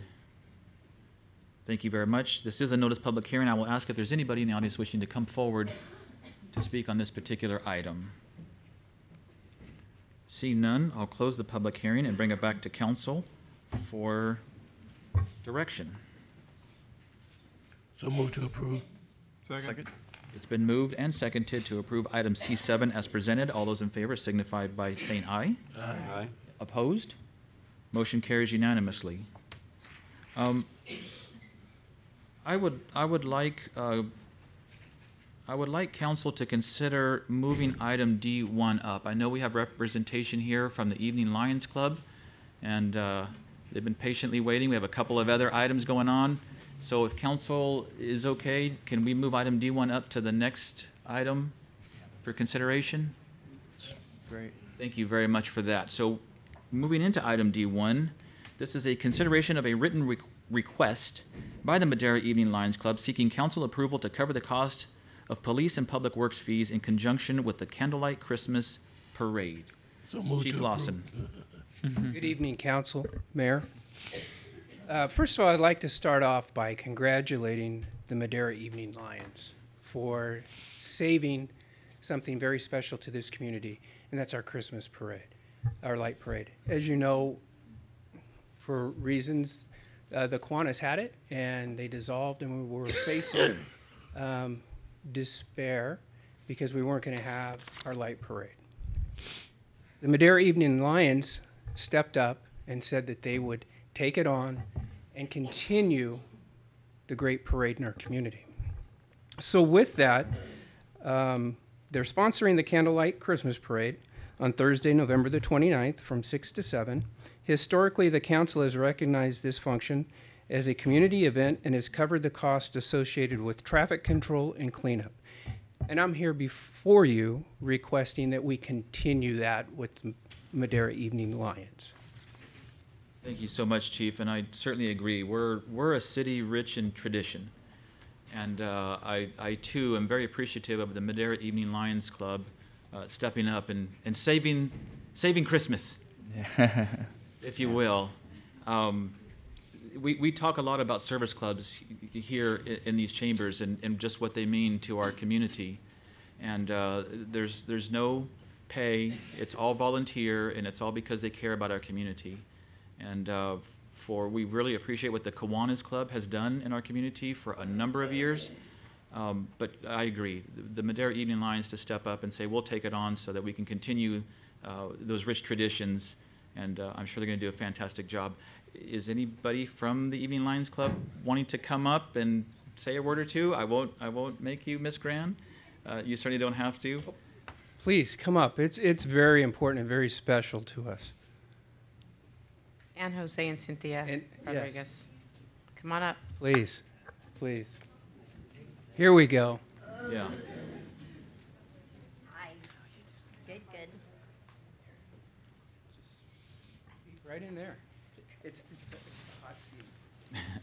Good evening. I'm Carla Gran. I'm incoming president of Madera Evening Lions, and we are very happy to be doing this. We kind of got a late start, but we'll catch up, and it'll be a great evening. And I really appreciate what you said. And thank you. Yeah. Ms. Rodriguez. I'm Cynthia Rodriguez. I'm one of the Madera Evening Lion members. Council, Mayor, citizens. My name is Jose Rodriguez. I'm the immediate past president for the Madera Evening Lions, and it is our pleasure to help out with this event. Hopefully it's something that we could probably take on in the future, but this is going to be a trial basis, and hopefully it all goes well. Thank you. They must didn't tell you was voted in. Yeah. Well, as I mentioned, the Madera Evening Lions Club is a fantastic service club here in the city of Madera. I'm proud to, well, I don't know if I'm a member anymore. I haven't paid my dues since I joined council, only because you meet on Wednesday evenings. But I'll also say that Councilwoman Gallegos is a strong, upstanding member of the Madera Evening Lions Clubs and also serves our community. So again, thank you also very, very much for being here and for picking up where the Kiwanis Club left off. Absolutely. And if I could just, this is really, and I'm just not as eloquent as Mr. Boyle, but this is awesome. Yeah. And this is what our community is all about. Right. We were on the verge of losing something very important to us, a tradition, and they stepped up and said, we'll do it. Yeah. And this is what community is all about. That's right. I absolutely agree, and I'm not surprised. Any questions of Chief Lawson or the Evening Lions Club from council? If anybody has any extra time that night, we could sure use some extra volunteers. Before we do that, let's address the issue this evening and get it approved, and then we can ask for volunteers. So I will ask for council action on item D1. So move to approve. Second. It's been properly moved and seconded by 2 non-Evening Lions members. All those in favor signify by saying aye. Aye. Aye. Any opposed? Motion carries unanimously. Thank you very much, and good luck. We look forward to the event. Thank you, Council and Mayor. Thank you, Chief. Moving on to item C8, we have 2 parts here. This is a resolution awarding a 3-year agreement with 2 optional 1-year extensions for the City of Madera Transit Services to MV Public Transportation. Yvette. Good evening, Mr. Mayor, council members. The City of Madera Transit Division has also been very busy working on this item to bring to you this evening, specifically every day since end of May. You've already stated this item has two components. The first is resolution to approve a 3-year agreement with NV Public Transportation, Inc. to be the new operator for our transit services. That includes both dial-a-ride and fixed route. And the second is a resolution to approve the lease agreement with this new transit operator. Let me start by explaining the reasons why we're bringing this item before you tonight. The current operator has been in business in Madera for over 20 years, specifically since 1995. You would think that that would be a great advantage to carrying out really effective and high quality service for our residents, but that has not been the case. You have been made aware of ongoing challenges with the current operator over the last few years, including deficiencies in customer service, ongoing complaints about dispatch. On-time performance has not been met, and there's been lack of care of city's transit fleet. Trends in passenger ridership declines, as well as not meeting our fare box revenues. Despite multiple efforts by staff to try to improve our service with First Transit, our efforts and First Transit's efforts have not been successful. As a result, staff decided that in order to strategize to bring improved service to the city, we would release an RFP to procure potentially a new operator. Therefore, we released the RFP in May 30th of this year, and on August 8th, we received 2 responses. One from NV Public Transportation, Inc., and the second from our current operator, First Transit. Table 2 on the staff report shows you what the cost proposals are or were. And I just want to explain that we used a best value approach, which is consistent with FTA's best practices for procurement, that not only utilizes the proposed cost in the selection process, but rather other criteria, which I will now turn over to Deborah to explain the evaluation process and our transition process.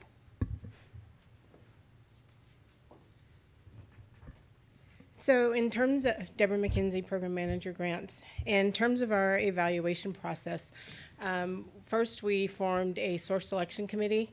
It included representatives from Madera County Transportation Commission, as well as representatives from staff within the grants department dealing with transit, as well as human resources.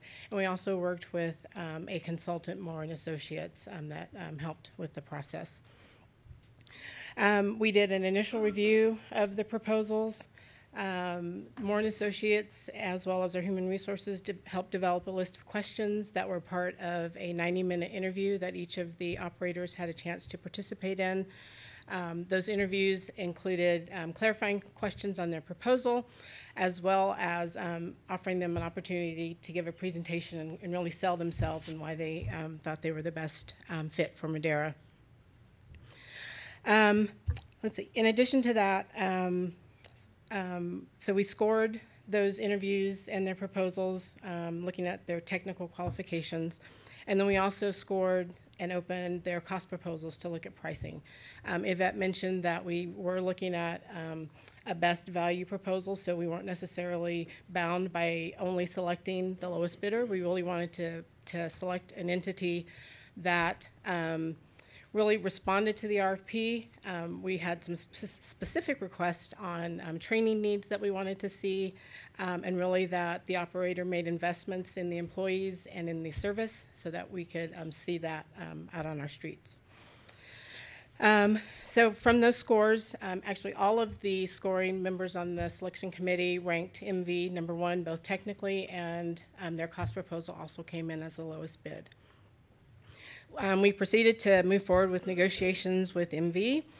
That involved just a process to clarify their cost proposal, to ensure that what they were proposing was addressed, that if there were any options that we wanted to include, that those were included, and that the final price was a fair price and really would be a value added to the city.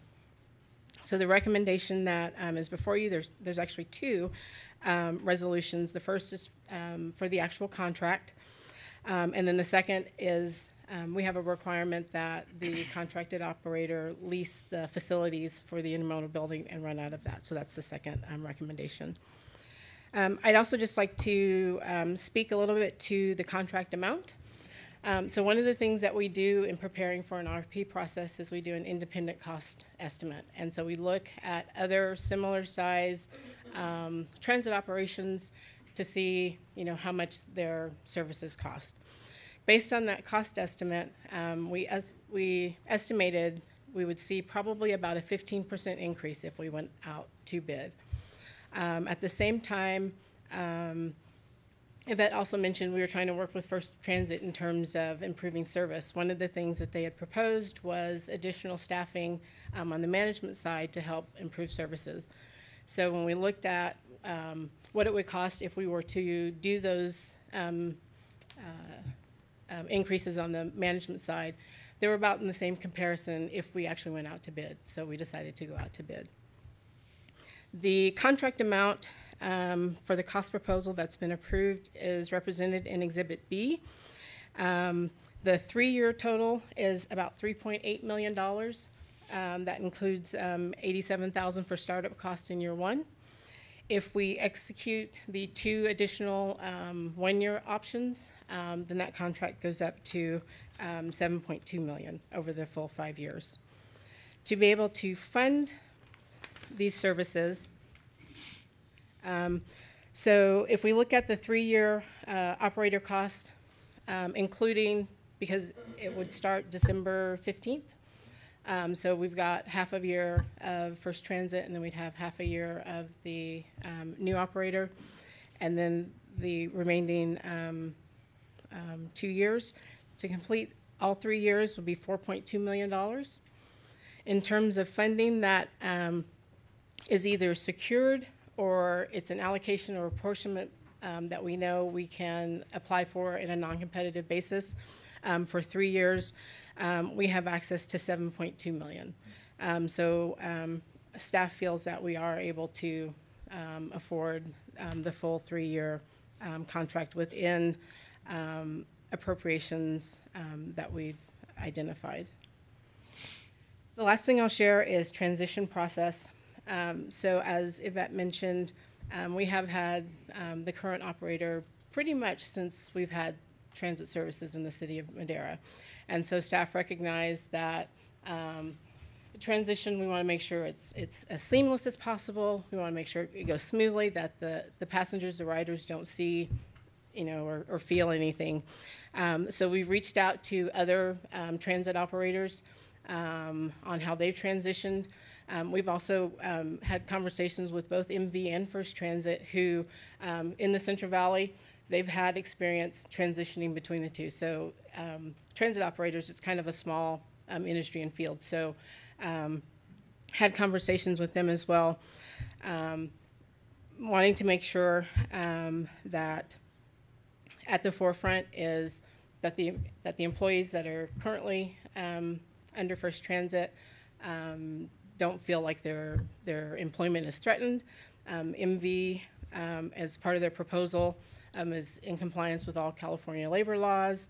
FTA has a specific clause that allows for a 90-day period where all current employees remain on board.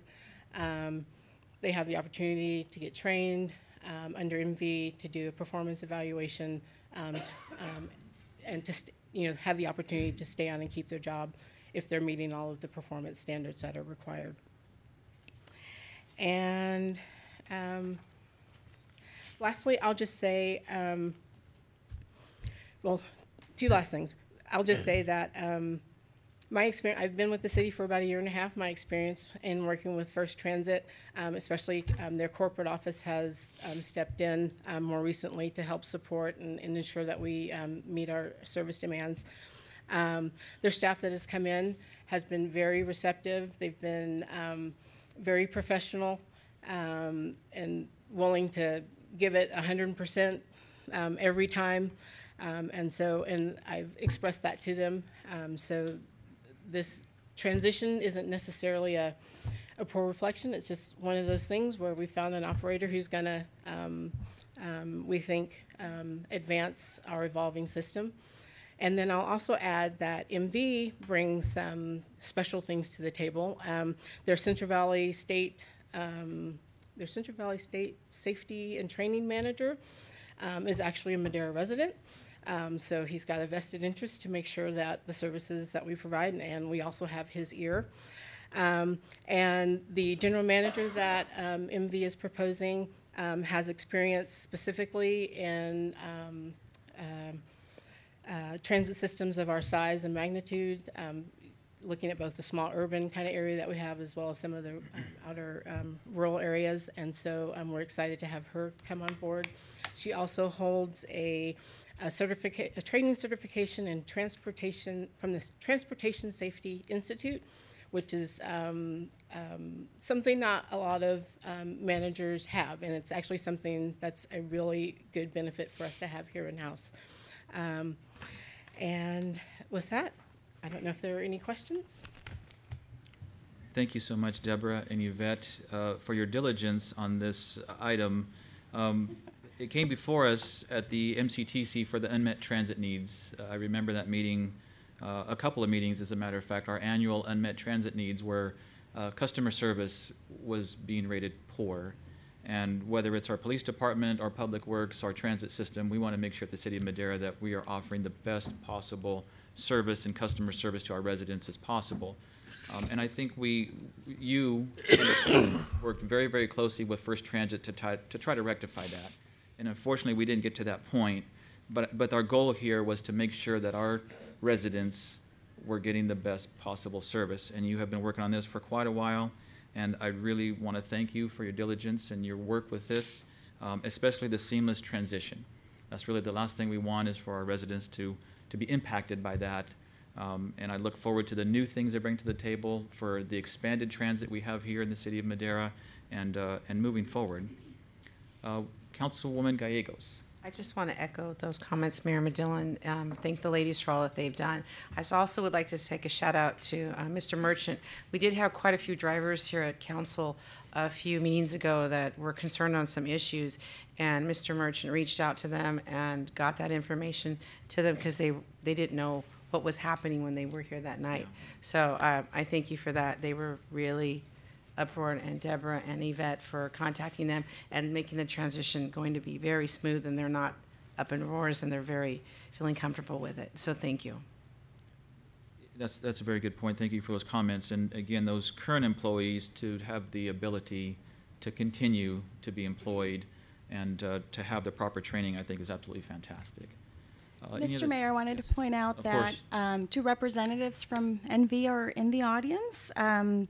The potential general manager, Annie Self, and the State Director of Safety and Training that Deborah mentioned, Mr. Jermaine Johnson. Where are we? They're also available to answer questions if you have any questions for them. I'll ask council if they have any questions, or if not, I will certainly give you an opportunity to at least introduce yourselves. Good evening, council, mayor, citizens. My name is Jermaine Johnson. I'm the Director of Safety for MV Public Transportation here in the Central California region, and I'm also a Madera resident. I just want to say thank you for potentially giving us this opportunity. We recognize the needs here in the City of Madera and also the needs of our drivers, and we look forward to a smooth and seamless transition and coming on board and really growing this transit system. So thank you. Thank you very much for being here. It's nice to meet you. Hello, my name is Annie Self. I am the proposed general manager, and I grew up in Tuolumne County, so I am fairly local. I currently reside in Lompoc. I manage the transit system in Calaveras County and then in Lompoc, so I am familiar with the rural and urban transit systems. I do have a background in improving customer service and on-time performance. I did assist with redesigning the schedules in both of the operations I managed, and I was able to bring on-time performance from about 60% to 95%. So I'm excited to bring the skills that I have here and to learn some more. Great, great. Very nice to meet you. Thank you so much for being here. Any questions from council regarding this particular item? If not, I will ask for action. So move to approve. We have two items here, awarding the 3-year agreement and then a resolution approving the lease agreement. So let's do the first one. Item C81 is the resolution awarding a 3-year agreement with 2 optional 1-year extension to MV Public Transportation, Inc. So move to approve. Second. It's been properly moved and seconded. All those in favor signify by saying aye. Aye. Aye. Any opposed? Motion carries unanimously. And the next one would be a resolution approving a lease agreement with MV Public Transportation. So move to approve. Second. Once again, it's been probably moved and seconded. All those in favor signify by saying aye. Aye. Aye. Any opposed? Motion carries unanimously. Thank you very much. Congratulations. Look forward to doing great things here in Madera.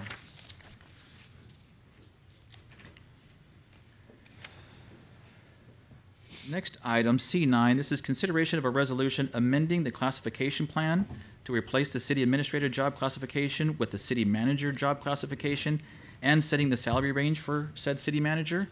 And the next item with C9B is consideration of a resolution approving an at-will employment agreement with Arnaldo Rodriguez to serve as the city manager of the city of Madera. Let me take this opportunity now. Just a little background. It's been a very extensive time to get to where we are right now, but certainly well worth it. We met with Bob Murray and Associates. We hired Bob Murray and Associates as a consultant to come in and to assist with hiring our new city manager. In doing so, this council had suggested the change from the city administrator job title to city manager. And then, of course, we need to assign the appropriate salary range for said position. We had a number of applicants. We started with 6, and this council whittled it down to 4 very qualified applicants, at which time we not only, this council had met those applicants, we put together a committee of community members that we each assigned. So there were 7 community members, also including Mr. Manfredi. And then we had a 3rd interview process, which was done by our staff. And then we followed that up with a 4th interview of those 4 applicants. And as I mentioned, they are very, very qualified. They each brought something to the table. They checked off a lot of the boxes. But I'm proud to say that this council, after considering all those applicants and considering the needs of Madera, considering the experience, made a decision to hire Mr. Arnaldo Rodriguez. He's a local Maderan, went to school here in Madera, grew up in Parkwood. He has over 16 years experience in government. And I can speak for the council when I say we have the utmost confidence in Mr. Rodriguez. Once we made that decision, there was an ad hoc committee put together consisting of myself, Mayor Pro Tem Rodriguez, and Councilman Dalla Hawley, where we had a number of conversations with Mr. Rodriguez. And once again, I'm happy to say it was a pleasure to negotiate that contract and meet with him and talk with him to get to where we are now, to where we have an approval of said contract. So with that, I would like to ask if the couple of members of our ad hoc committee would like to say a couple of things about those negotiations, and I'll start with Mayor Pro Tem Rodriguez. Yes, thank you, Mayor Medillion. First and foremost, let me clarify that there is no relation between Arnaldo and myself, although I would be proud if that was the case. This council's efforts to land a city manager that's not only a native to Madera, but also a dedicated public servant. You know, and we scouted for the best fit at Madera, and we landed that. With that, Arnaldo brings an exuberant planning experience. And I'm going to use that word. I'm just going to take it from the thesaurus because I know, Chris, you're pretty particular about using words. So that one goes out to you. And I know that with that experience and the commitment and the collaboration of our current staff, I know that great opportunities are out there for Madera. And I feel very confident with Mr. Rodriguez. I look forward in working with you. But I also want to give a thanks to the ad hoc, and most importantly, a thank you to this council for collectively landing this local jewel. So thank you. Thank you. Thank you very much, Mayor Pro Tem. And Councilman Hawley, again, a member of the ad hoc committee.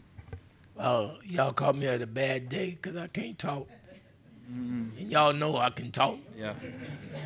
But anyway, I think it was a long process. Sometimes when you sit in these long meetings and you ask yourself, is it worth it? Well, as we got to it and got down to it, and arguing with each other, beating each other up, I mean, we do. It came out for the best. We always say we want to hire somebody from Madera.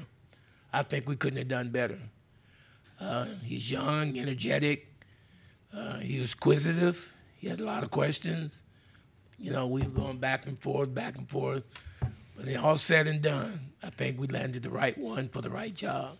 And as one of the ad hoc committees, I really appreciate working with you. Thank you very much, Mr. Councilman, and I'd like to again thank our community panel that took the time to interview and give us their input, as well as staff to give us their input as well. And we have not had a city manager since 1993, so that's rare, especially in the state of California, that somebody stays on that long. I think the average is maybe 4 to 6 years or so, and so this was a great opportunity for us to address those needs as times change, as Madera changes, as the state of California changes. As I mentioned, it was a long process, a long, rigorous process, but nevertheless, something that I would certainly agree that this council was unanimous in their decision to hire Mr. Rodriguez. So I will ask at this time if there's any questions, statements, or concerns of council before we move forward. I would just like to say, welcome home, Mr. Rodriguez and the Rodriguez family. It's great to have you. Absolutely, absolutely. Thank you. There are 2 resolutions. Again, the first resolution is to replace the existing city administrator job classification with that of the city manager, maintaining those same job descriptions. And then the specific range being proposed is range 587, which begins at $159,567.85 and tops out at $203,654.61 per year. And then the second resolution will be that we approve the proposed employment agreement with Mr. Rodriguez to serve as the city manager of the city of Madera. So if there are no further questions or statements. Mr. Mayor, it's with great honor that I'd like to make a motion to approve item C9 as presented. Second. That would encompass, was that just the first? Mr. Mayor, I'd like to include in my motion item C9A and C9. You gotta do one at a Let's time. do them one at a time because there's an announcement that has to go before the B resolution. So sorry about that, Councilman. Thank you, Council. So before the B, so you can make a motion on C9A. I believe I have. Second. There's been a motion and a second to approve item C9A as presented. All those in favor signify by saying aye. Aye. Any opposed? That motion carries unanimously. And at this point, I have an announcement before we move into C9B. If approved, the proposed city manager at-will employment agreement would employ Arnaldo Rodriguez as the city manager effective December 3rd, 2018, with an annual salary of $184,723.91. Other terms and conditions of employment are as stated in the employment agreement. With that, I will entertain a motion. Mr. Mayor, it would be my privilege to approve item C9-B which is a consideration of a resolution approving the at-will agreement with Arnaldo Rodriguez to serve as city manager for the proud city of Madera. Second.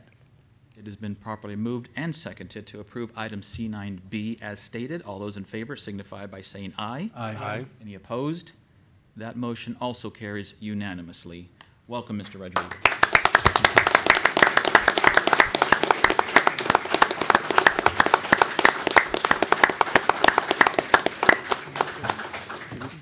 So we've heard the name, some have seen the face, but now we get to hear the voice.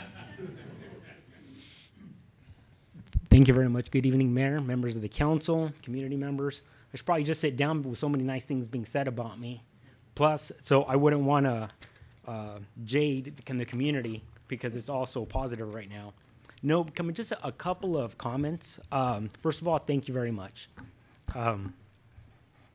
When the process started, it's obviously, so a couple of city council members have stated, it's been a long process. However, with that being said, I applaud the city council because it was a long process. However, I think it's imperative that whenever a city manager is going to be hired, that's obviously one of the key positions in the community.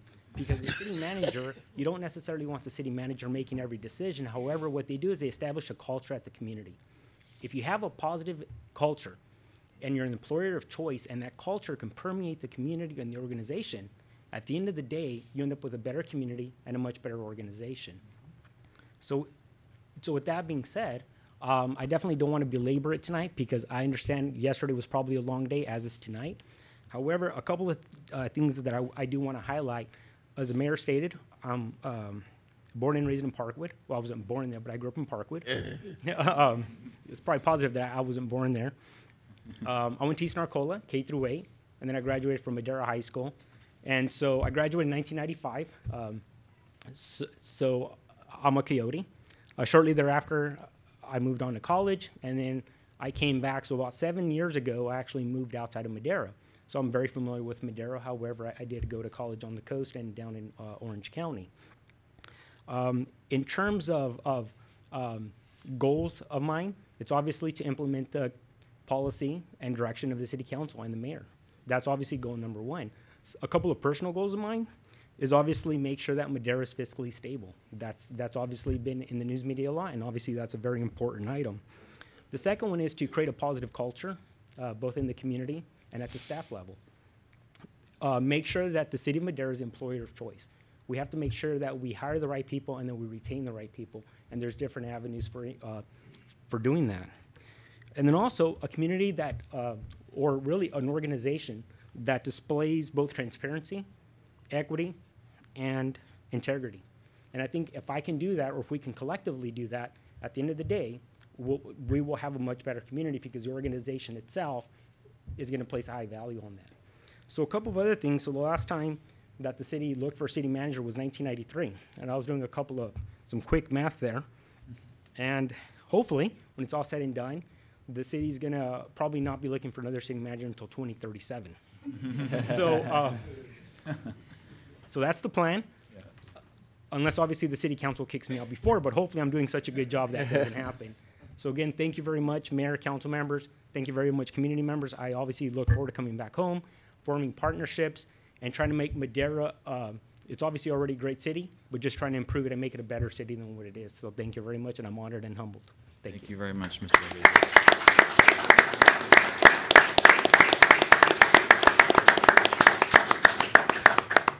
I think it's clear to see why we hired Mr. Rodriguez.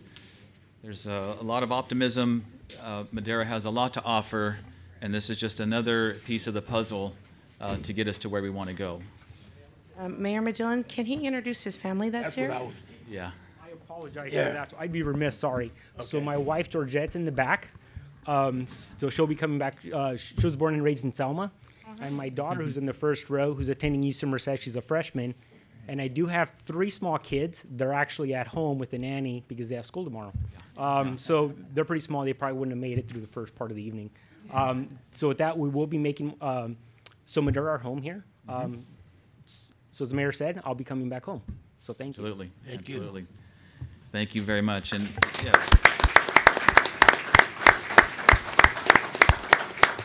if I can just share a little bit of the discussions we had through the interview process, just this little tidbit. There's certain questions you can and can't ask, but we didn't have to ask. Mr. Rodriguez came out and said, I'm coming home, and I'm going to live in the city of Madera, and I can't wait. If you hire me, that is certainly my intent. And so, yes, welcome home, and we look forward to it. Awesome. With that, we will conclude our meeting with council reports, starting to my far right with Councilman Robinson. Nothing to report. Councilwoman Gallegos. Nothing to report. Councilman Rigby. Nothing to report. Councilman Hawley. Wow, guys. First of all, I just want to thank everybody for your prayers for my family. Some of you might know, some of you might not. I lost another one of my brothers, and we're going to have his services this Friday at New Harvest Church. So, again, I just want to thank all of you for emailing me, texting me, calling me, and I really appreciate it. That's it. Thank you, and we're truly, truly sorry for your loss, Mr. Councilman. Our prayers and thoughts are certainly with you and the family. Mayor Pro Tem Rodriguez. Nothing to report, Mr. Mayor. What? Let me take that back then. Councilman Oliver. Nothing to report. Again, it's a new day in Madera, and I'm certainly proud on this day. And again, I want to welcome Mr. Rodriguez and your family to Madera. And there's so many great things. You're absolutely right. So many great things that have happened, and even greater things that are going to happen as we move forward. So a nice step in the right direction for the city of Madera. With that, I will ask for an announcement from our city attorney. Yes, Mayor. The council will now adjourn to closed session for two items, one being conference with labor negotiators pursuant to Government Code Section 54957.6, and the representatives and positions are as listed on the agenda. The other item is conference with legal counsel and anticipated litigation. That's significant exposure to litigation pursuant to Government Code Section 54956.9, subdivision D2 in one matter. Now, normally, ladies and gentlemen, we adjourn to closed session, and I ask council that we go straight over there. But in this particular case, I would certainly encourage council to welcome Mr. Rodriguez and his family before we adjourn into closed session.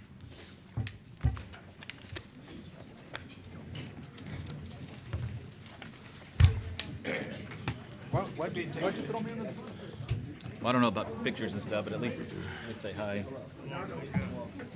DJ wants to get a picture of all of us with them all. Okay. Ron.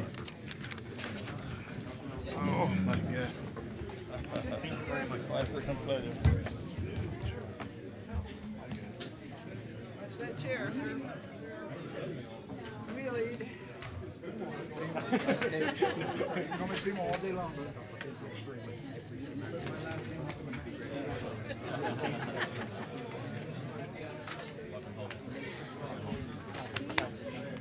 Nice and tight, nice and tight. You gotta be in the middle. Derek, take a knee. We're facing this way.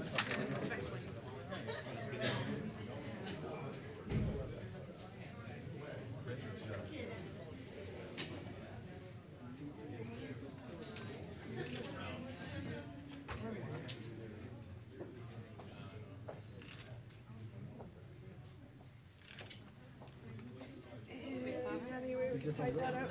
It's kind of a wide shot. Get closer, guys. Okay. All right. Then We just got some more over there, guys. mingle, yeah, let's just mingle. All right, that's good.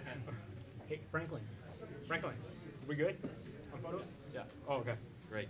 Facebook approved? Yeah. Facebook. Good deal. Oh, one right over there. Look at Mariana. Yeah, get back in line. 1, 2, 3, 4, 5, 6.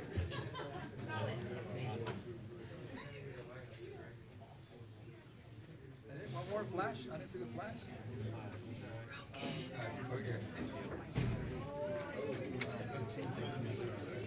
All right.